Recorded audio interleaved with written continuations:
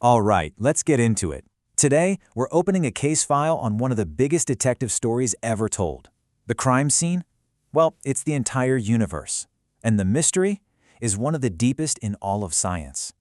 So, for a long time, we've known that the universe is expanding. No big surprise there. But then, back in 1998, astronomers found something that just completely blew their minds. The expansion isn't slowing down, it's actually speeding up. Something out there is hitting the gas pedal, actively pushing everything apart. The big question is, what is it? Well, our number one suspect has a name, and it sounds like something straight out of a comic book: dark energy. We're talking about this strange, invisible, repulsive force that seems to be working against gravity. To really understand this thing, we have to become detectives. We need to map out its influence across billions of years of cosmic history. Okay, so this is where our investigation really begins.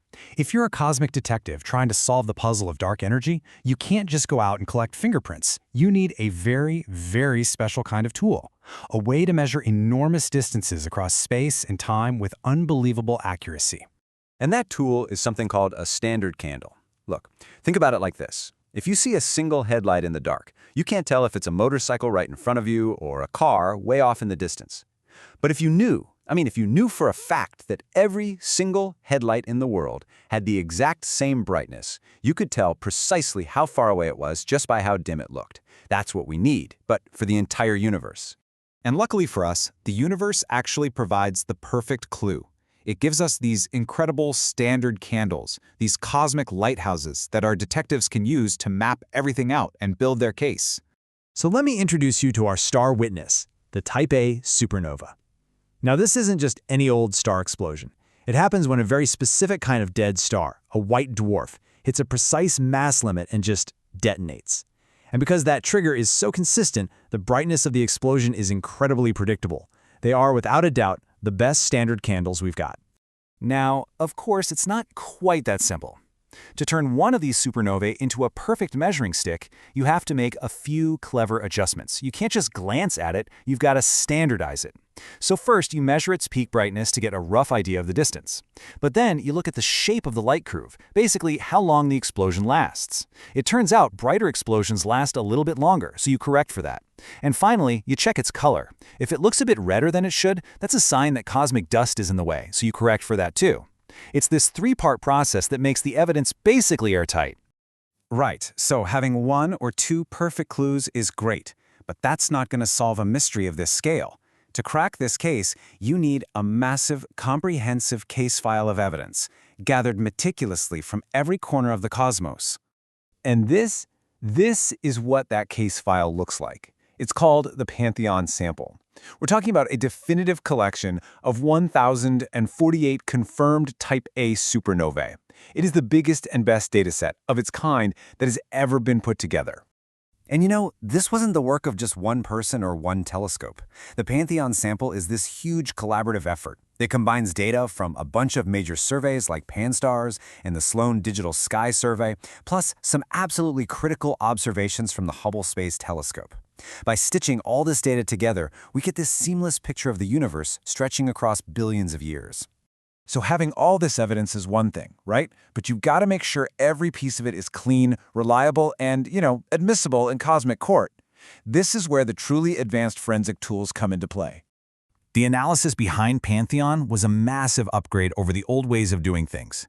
I mean, compared to older methods, the new techniques have double the precision. That means we know exactly where we're pointing our telescopes with so much more certainty. They also use a really clever process called Forced Photometry to get super consistent and clean measurements. Really, it's all about stripping away all the background noise so that the faint light from that supernova comes through crystal clear. And this forced photometry workflow is the perfect example of how careful this science is. You can think of it like cleaning up a digital photo. First, they find the absolute dead center of the explosion's light.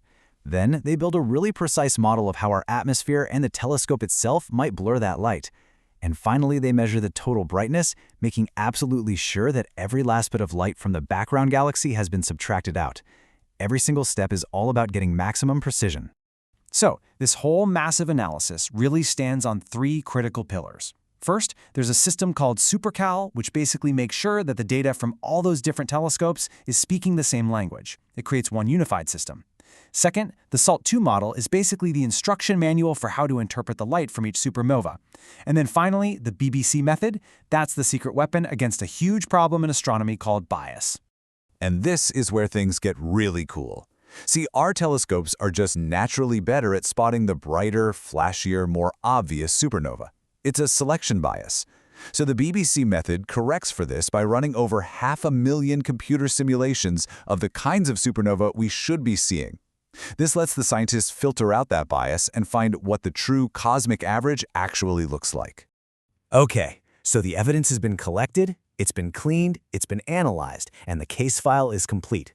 It's time to ask, what is the final verdict on our prime suspect, dark energy? And the verdict is just staggering. According to the map drawn by the Pantheon Sample, the universe is made of about 70% dark energy. All the stuff we think of as the universe, normal matter, dark matter, all of it, that only makes up the other 30%. This mysterious force isn't just a small part of the story. It is the story. It's the dominant component of our entire cosmos. And right here, this is the smoking gun. This number, which scientists call W, describes the personality of dark energy, how it behaves. Now, one of the leading theories, Einstein's cosmological constant, says that W should be exactly -1. The Pantheon measurement? It's -1.026, with an incredibly tiny error bar. This is just unbelievably consistent with that original idea. But here's the twist. The detective work isn't over. And this is what's so fascinating. The biggest uncertainties we have left in measuring why don't come from a lack of supernova anymore. They come from our models, from how we calibrate our tools and how we interpret the data. Nailing down these systematics is the next great frontier for these cosmic detectives. You know, it's a pretty humbling thought, and it's captured perfectly in this quote from J.B.S. Haldane. What the Pantheon Sample has really shown us is that we live in a universe that is completely dominated by a force we can't see and we can barely even comprehend. But that right there, that's the real beauty of science.